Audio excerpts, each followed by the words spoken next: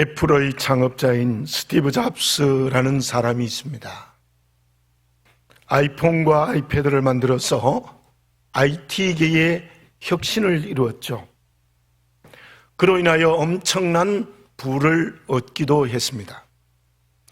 그가 한 대학의 졸업식에서 이런 연설을 했습니다. 내 인생의 최고의 결정은 매킨토시 컴퓨터를 만든 것이 아닙니다.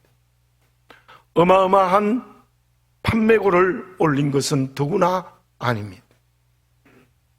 캘리그라피를 배운 것, 그것이 내 인생의 최고의 선택이었습니다. 캘리그라피는 여러분들이 화면에 보는 것처럼 손으로 쓴 그림 문자입니다. 그것이 매킨토시의 활자체가 되었던 것이죠. 사업에 성공하는 사람도 보통 사람들과 다른 점이 있습니다. 제가 어떤 사업을 하는 분에게 이런 얘기를 들었습니다. 목사님, 저는 돈이 흘러가는 돈줄이 보입니다. 정말 대단하다는 생각이 들었어요. 저는 돈줄을 한 번도 본 적이 없거든요. 근데 그분은 돈줄이 보인대요. 그 돈을 잡으면 된대요. 아마 그래서 사업에 성공하는 것 같습니다. 그런 사람도 우리 보통 사람과 다른 것 같아요. 뿐만 아니라 아름다운 문학이나 음악을 창작하는 사람들, 또 작사하는 사람들, 그런 사람들도 보통 사람과는 다른 특출한 그 무엇을 가지고 있습니다. 저와 여러분들은 하나님의 자녀들입니다. 세상의 특출한 사람들도 보통 사람과 다릅니다. 하물며 하나님의 자녀들인 저와 여러분들은 어떠해야 되겠습니까? 믿지 않는 세상 사람과 달라야 합니다. 그것이 그리스도인의 거룩입니다. 믿음으로 살기 때문에 그 인격과 삶이 세상 사람과 구별되고 달라야 한다는 것입니다. 그 이유가 무엇입니까? 여러 가지 이유가 있는데 그 중에 중요한 이유가 있습니다. 저는 그 이유를 발견하고 제 혼자 제 방에서 얼마나 행복했는지 몰라요. 우리는 주님의 십자가의 은혜로 사망에서 생명으로 옮겼습니다. 그렇다면 우리의 지금의 시간, 오늘의 하루의 삶의 길을 걸어가는 것도 영생의 길을 걸어가는 한 시간이요, 영생의 길을 걸어가는 오늘입니다. 분명하게 기억해야 합니다. 우리는 죽음이 없습니다. 물론 이 육체에서 벗어날 때가 있지만 그것이 끝이 아니라 천국에서 또 다른 시간의 오늘의 현재를 영원히 살아가게 될 것입니다. 그러므로 우리의 지금이라는 시간은 영생의 길을 걸어가는 한 시간입니다. 세상 사람들은 어떻습니까? 믿지 않는 사람들은 어떻습니까? 죄송하지만 죽으면 끝입니다. 그분들에게는 영원한 형벌을 향하여 오늘의 시간을 걸어가는 것입니다. 그러므로 그들에게 지금이라는 시간은 참으로 허무한 것입니다. 그러므로 저와 여러분들이 오늘이라는 한 시간을 살아갈 때에 믿지 않는 사람과 달라야 합니다. 왜냐고요? 우리는 영원히 살아요. 영원히 사는 인생의 걸음 중에 한 시간을 살아가기 때문입니다. 얼마나 가치 있고 얼마나 의미 있는 시간을 살아가는 것입니까? 창세기 5장 21절에서 24절에 이러한 말씀이 있습니다. 에녹은 65세에 무두셀라를 낳았고 무두셀라를 낳은 후 300년을 하나님과 동행하며 자녀를 낳았으며 그는 365세를 살았더라. 에녹이 하나님과 동행하더니 하나님이 그를 데려가심으로 세상에 있지 아니하였더라. 에녹은 무두셀라를 낳고 난 다음에는 그 전에는 모르겠어요. 천국으로 승천할 때까지 300년을 매순 하나님과 동행했습니다. 언제나 하나님이 함께 하시는 길을 걸어갔습니다. 그러다가 죽음을 보지 않고 승천하여 천국 가니 그때로부터 영생의 하루의 길을 걸어간 사람입니다. 실로 그는 이 세상에 살아가는 매순의 시간이 믿지 않는 사람과 구별되는 거룩된 길을 걸어간 것입니다. 창세기 6장 5절입니다. 여호와께서 사람의 죄악이 세상에 가득함과 그의 마음으로 생각하는 모든 계획이 항상 악할 뿐임을 보시고, 노아 시대 때의 사람들입니다. 그들의 매일의 순간은 하나님을 대적하는 길, 말씀을 불순종하는 죄악의 길을 걸어갑니다. 모든 계획이 항상 악합니다. 그들이야말로 홍수로 멸망할 뿐만 아니라 영원히 멸망하는, 하나님을 모르는 죄악의 길을 매순 걸어간 것입니다. 저와 여러분들은 에녹입니다. 죽음이 없습니다. 영생의 길을 이미 오늘 매순의 길을 걸어가는 살아있는 사람들입니다. 그러므로 우리의 오늘의 일상이 죄의 길을 걸어가면 안 됩니다. 언제나 아버지 되시는 하나님의 말씀대로 살아야 됩니다. 그러므로 거룩하고 구별된 그리스도의 정체성이 있는 분명한 하루하루의 길을 걸어가야 된다는 것입니다. 그러면 우리의 매순의 삶의 걸음이 영생의 길을 걸어가는 생명이 되기 위해서 어떻게 해야 될까요? 지난 여름의 홍수와 태풍 때문에 많은 인명과 재산의 피해를 입었습니다. 산사태가 나서 일가족이 생명을 잃었습니다. 어떤 70대 어르신은 개울을 건너다가 물이 불어나 생명을 잃었습니다. 우리는 종종 이런 이야기를 듣습니다. 하늘의 벼락을 맞아 생명을 잃었다. 그러면 우리가 어떤 말을 합니까? 무슨 죄를 범했기에 벼락을 맞았느냐, 그런 말을 곧잘 합니다. 본문 역시 그러한 배경을 가지고 어떤 사람들과 예수님과의 대화가 나타납니다. 1절에서 5절에 이러한 내용이 나타납니다. 몇 사람이 예수님께 질문했습니다. 빌라도가 갈릴리 사람들의 피를 그들의 제물에 섞었습니다. 이렇게 짐작합니다. 빌라도가 제물을 드리는데 사람들의 소요, 특히 갈릴리 사람들의 소요가 일어났습니다. 군사를 보내어 그들을 죽였습니다. 그 일에 대해서 질문하고 있는 것입니다. 예수님은 이렇게 대답합니다. 너희들보다 이 죽은 사람이 죄가 더 있는 줄 아느냐? 너희도 회개하지 않으면 이와 같이 된다라고 말씀하시면서 이어서 똑같은 예를 4절과 5절에서 말씀하십니다. 읽어보겠습니다. 또 실로암에서 망대가 무너져 치어 죽은 18사람이 예루살렘에 거한 다른 모든 사람보다 죄가 더 있는 줄 아느냐? 너희에게 이르노니 아니라 너희도 만일 회개하지 아니하면 다 이와 같이 망하리라. 예루살렘에 실로암 망대가 무너져서 18사람이 거기에 치여 죽었습니다. 그 예를 주님이 들면서 이렇게 말씀하십니다. 다른 사람들보다 그들이 죄가 더 있는 줄 아느냐? 너희도 회개하지 아니하면 다 이와 같이 망한다고 말씀하신 것입니다. 바꾸어 말하면 이렇습니다. 벼락을 맞아 죽은 사람은 무슨 죄가 있어서 죽었냐? 여러분, 우리도 죄를 회개하지 않으면 그와 똑같은 심판을 받는다는 말입니다. 법정에서 사형 선고를 내리면 그 집행을 어떻게 합니까? 제가 알기로는 우리나라에서는 지금 사형 선고를 내려도 거의 집행을 하지 않는 것 같습니다. 그러나 일반적으로 어떻게 됩니까? 얼마의 시간이 지나면 시간을 정하여 사형을 집행합니다. 어떤 경우에는 무기징역으로 감형이 됩니다. 심지어 어떤 경우에는 죄 모두가 감형이 되어 석방이 되는 경우도 있습니다. 아마 정치범일 때에 그런 경우가 있는 것 같습니다. 하나님 앞에서 살아가는 자녀인 우리는 어떻습니까? 로마서 6장 23절 상반절을 읽습니다.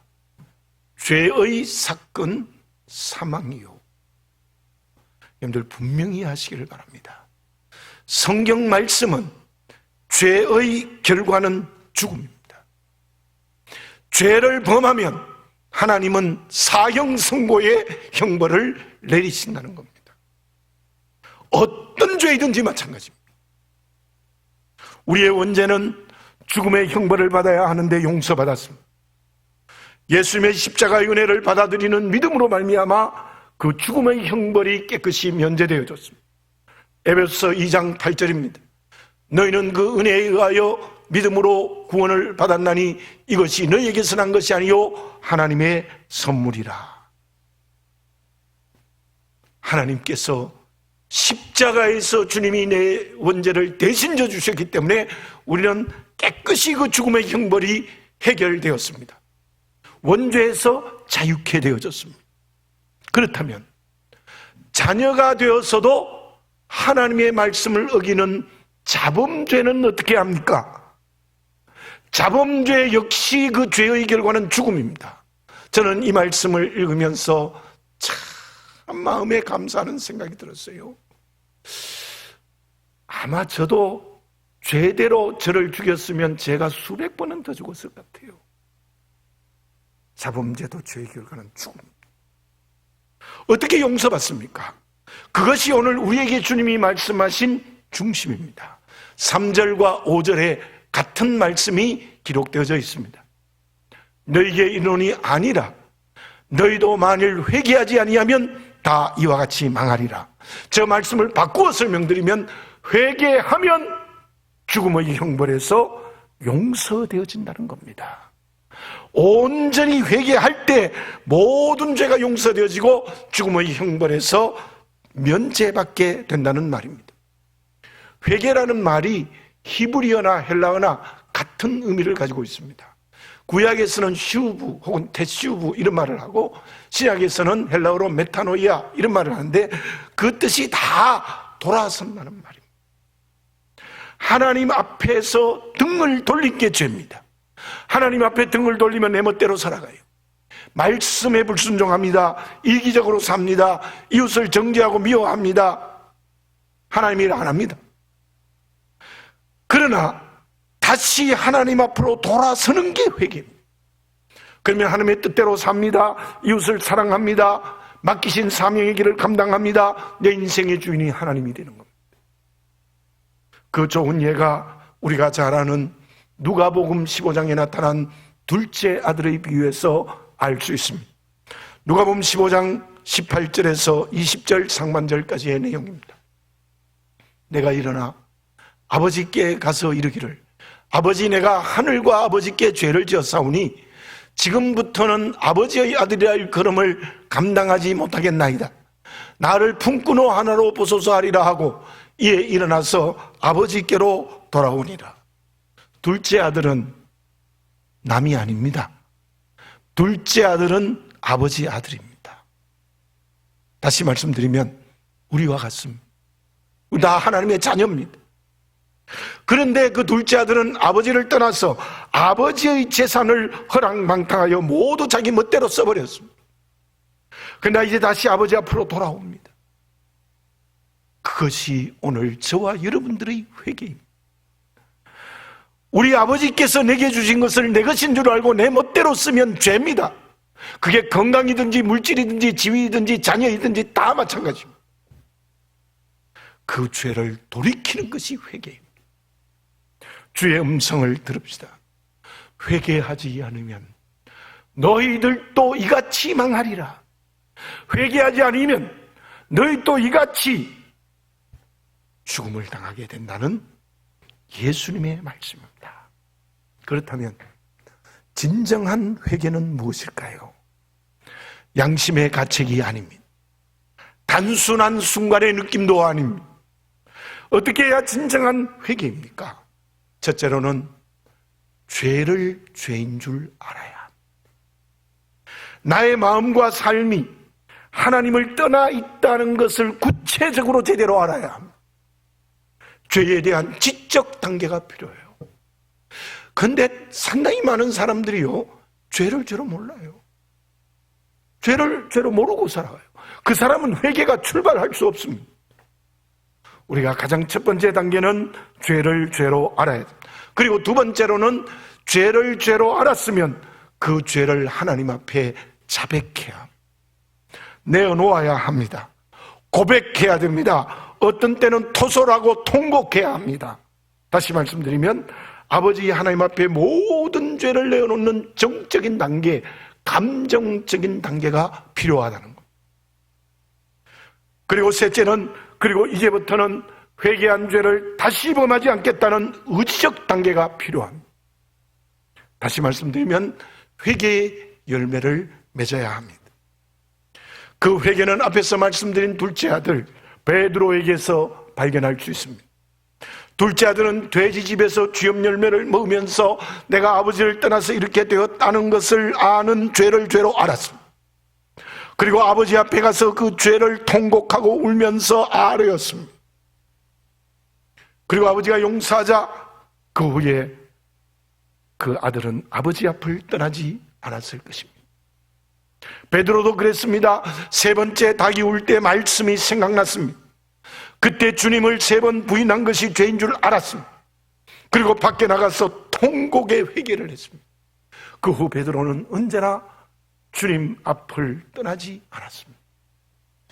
사랑하는 교우 여러분, 이때 우리에게 참으로 중요한 것이 있습니다. 죄를 죄로 아시기 바랍니다. 그리고 통곡의 회개가 있기 바랍니다. 그리고 이제부터는 주님 앞을 떠나지 않는 회개의 열매를 맺어야 되는 겁니다. 또한 하라는 것을 하지 않는 것도 죄입니다. 주님이 맡기신 일에 열심을 내어야 합니다. 그렇지 못했다면 주께서 맡기신 사명을 감당하는 주님 앞으로 돌아서는 회개의 영이 성령으로 새로워지시는 이 시간이 되어지시기 바랍니다. 그러면 하나님은 우리를 지극히 사랑하십니다. 회개하도록 은혜를 베푸십니다. 우리를 회개하도록 은혜를 베푸시는 하나님의 사랑이 어떠합니까? 제가 생각해 보니까 서울에 온 지가 만 30년이 넘었습니다. 내년 3월 8일이면 만 31년이 돼요. 저는 서울에서 생활은 하지 않았거든요. 학교는 다녔지만. 그런데 서울에 처음 왔을 때 자동차를 타고 운전하면 길을 잘 못 찾아요. 집을 못 찾아요. 특히 목동에서 후암동으로 많이 다녔는데도 몇 번 다녀도 잘 몰라요. 그리고 교인된 집을 부목사가 운전할 때도 있습니다만은 참 찾기가 어려워요. 그래 지도를 가지고 다녔습니다. 또 어떤 경우에는 주로 부동산에 가서 그 소개소에 가서 물은 경우가 많았던 것 같습니다. 근데 지금은 어떻습니까? 내비게이션이 있어서 길 찾기가 너무 쉽습니다. 오직 하면 아내의 말 다음으로 내비게이션에 나오는 여성의 말을 잘 들어야 된다는 유행어가 생겼겠습니까? 그런데 우리가 내비게이션의 말을 이렇게 경험하신 분이 있을 겁니다. 가던 길을 이탈해서 잘못 갈 때가 있습니다. 지나치거나 할 때가 있습니다. 그럼 반드시 말이 나옵니다. 경로를 이탈했습니다. 다시 길을 검색하겠습니다. 근데 계속해서 잘못 가면요, 계속 나와요. 경로를 이탈했습니다. 경로를 이탈했습니다. 제가 한 번은 가다가 하도 듣기 싫어가지고 그걸 꺼버린 적도 있습니다. 죄라는 말의 헬라어의 뜻은 빗나간 화살입니다. 죄라는 것은 하나님이 말씀하신 경로를 이탈한 것입니다. 우리 하나님의 말씀하신 경로를 이탈했을 때 하나님은 어떻게 하십니까? 내비게이션은 계속해서 경로를 이탈했습니다고 말하는데 하나님은 어떻게 하실까요? 6절에서 9절은 포도원 비유입니다.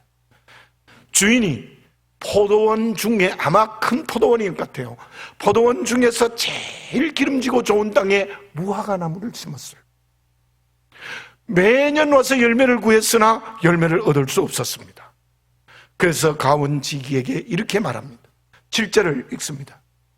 포도원 지기에게 이르되 내가 3년을 와서 이 무화과 나무에서 열매를 구하되 얻지 못하니 찍어버리라. 어찌 땅만 버리겠느냐.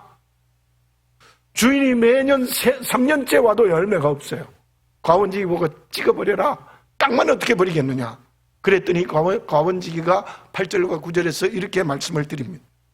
대답하여 이르되 주인이여 금년에도 그대로 두소서. 내가 두릅하고 거름을 줄이니 이후에 만일 열매가 열면 좋거니와 그렇지 않으면 찍어버리소서 하였다 하시니라.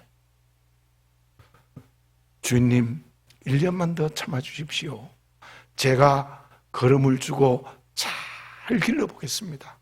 그런데도 내년에 또 열매를 맺지 않으면 그때는 찍어버리십시오. 그렇게 말씀하셨습니다. 이 비유에서 주인은 하나님이십니다. 과원지기는 예수님이십니다. 무화과 나무는 이스라엘입니다. 그런데 영적 이스라엘 백성 우리들도 본문의 말씀에 나오는 무화과 나무입니다. 우리는 이 주님의 비유에서 무엇을 볼 수 있습니까? 열매 없는 무화과 나무가 무엇입니까? 믿음의 외형은 있어요. 근데 속이 비어 있습니다. 예배와 기도와 말씀과 봉사는 있는 것 같은데 그 예배와 기도와 말씀이 인격이 되지 못하고 삶이 되지 못하는 사람이에요. 아마 그 무화과나무 푸르고 청청하고 컸을지 몰라요. 근데 열매가 없는 거예요. 예배도 말씀도 기도도 내 인격으로 삶으로 바뀌지 못하는 거예요. 열매 없는 무화과 나무가 하나님 앞에 죄입니다. 근데 하나님은 그것을 보고 3년 동안 참으십니다. 그리고는 예수님의 말씀을 받아들여 주님은 1년을 더 참아주십니다. 하나님은 우리의 죄를 다 알고 계십니다. 보고 계십니다. 어떻게 하십니까? 계속해서 참으신 거예요. 제가 아까 말씀드렸듯이 저도 죄를 죄대로 갚았으면 수백 번 죽었을 거다. 안 죽은 이유가 참아주셨기 때문에, 하나님이 인내하셨기 때문에. 저는 이렇게 생각합니다. 지금의 코로나19는 그렇게 큰 하나님의 심판이 아닙니다. 어쩌면 1년을 더 참으시는 하나님의 자녀인 우리를 향한 인내이십니다. 실로 이때 우리는 회개해야 됩니다. 하나님 앞으로 온전히 돌아서야 됩니다. 저는 기도하면서 이런 기도가 저절로 돼요. 하나님, 이때에 세계에 있는 모든 민족이 회개케 해주십시오. 특히 미국이 회개케 해주십시오. 한국교회가 회개케 해주십시오. 우리 교회가 회개케 해주십시오. 내가 하나님 앞으로 온전히 돌아서게 하시고 우리 성도들 한 사람 한 사람 내가 온전히 아버지 하나님 앞으로 돌아서게 해주십시오. 그 기도가 저절로 돼요. 나는 지금 어떤 죄에 빠져 있습니까? 가장 좋은 땅에 멋진 무화과 나무로 나를 심어주셨는데 나는 열매 없는 나무가 되어버리지 않았습니까? 구체적으로 그 죄가 무엇입니까? 그 죄를 알아야 합니다. 통곡해야 합니다. 그리고 그 죄를 다시는 범하지 않겠다는 회개의 열매를 맺어야 되는 겁니다. 지금 우리가 묵상하고 있는 말씀인 예레미야서를 봅시다. 예레미야서 44장 4절과 5절 22절을 연속해서 봉독해 드립니다.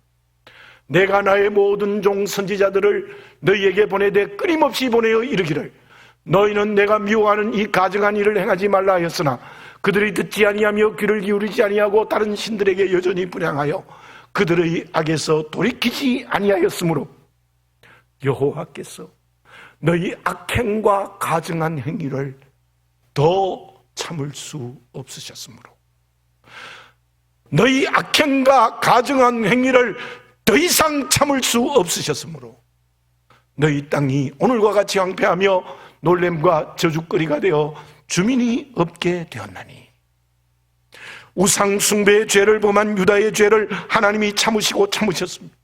예언자를 보내어서 계속해서 회개하기를 원하셨습니다. 저는 저 말씀을 읽으면서 이런 생각이 들었습니다. 이스라엘이 사울 왕으로 시작했습니다. 다윗에는 정말 하나님의 뜻대로 나라가 세워졌습니다. 솔로몬도 성전을 짓고 잘했지만 결국 후반기가 되면서 온 땅에 우상을 예루살렘에 가득 가져오게 되어졌습니다. 하나님은 솔로몬 후반기부터 나라가 멸망하고 포로당하는 시드기야 왕까지 참으신 것 같아요. 얼마나 긴 역사입니까? 수백 년 동안 하나님 참으셨어요. 물론 중간에 심판을 했지만 그건 간단한 심판이었어요. 마치 코로나19 정도의 심판이었다는 말입니다. 그러나 저 말씀처럼 하나님이 더 이상 참지 못할 때가 있습니다. 하나님의 영내가 끝날 때가 있습니다. 그때는 하나님의 가혹한 심판이 있습니다. 이스라엘은 훨씬 일찍 멸망하고 남쪽 유다도 가차없이 바벨론에게 완전히 멸망당하고 성전은 무너버리고 땅은 황폐하고 백성들은 포로되어져 갔습니다. 그때 시드기야 왕의 두 눈은 빼어지고 그 왕이 보는 앞에 아들들이 죽임을 당하고 쇠사슬에 매여 끌려가는 비참한 결과가 주어졌습니다. 여러분, 제가 자꾸 회개하라는 설교를 합니다마는 진짜 회개해야 됩니다. 이때 너무나도 절실하기 때문에 이 말씀을 드리는 것입니다. 그러나 다윗과 바울을 보십시오. 그들은 모두 사람을 죽이는 큰 범죄를 범했습니다. 그 죄는 하나님 앞에서 완전히 등을 돌린 큰 죄입니다. 그런데 그 두 사람은 철저하게 회개했습니다. 다윗은 시편 51편 3절과 4절 상반절에 이런 고백을 합니다. 물은 내 죄가를 아오니 내 죄가 항상 내 앞에 있나이다. 내가 주께만 범죄하여 주어 목전에 악을 행하여 싸우니. 그때 다윗이 흘린 회개의 눈물이 요를 적셨다고 했습니다. 바울은 그 죄 때문에 이렇게 말했습니다. 디모데전서 1장 15절입니다. 미쁘다 모든 사람이 받을 만한 이 말이요 그리스도 예수께서 죄인을 구원하시려고 세상에 임하셨다 하였도다. 죄인 중에 내가 괴수니라.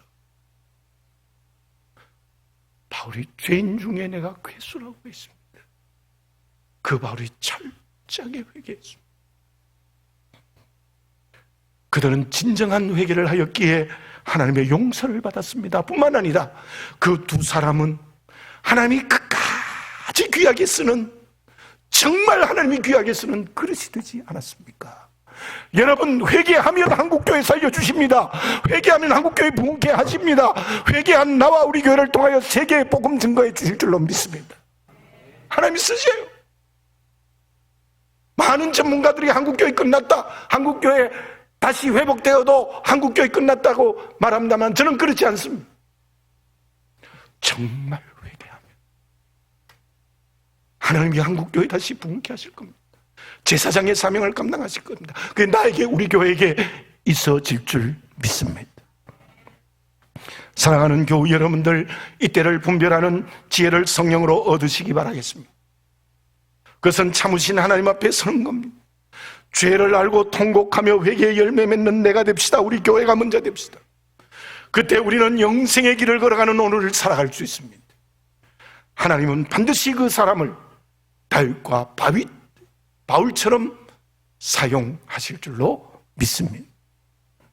결과는 어떻습니까?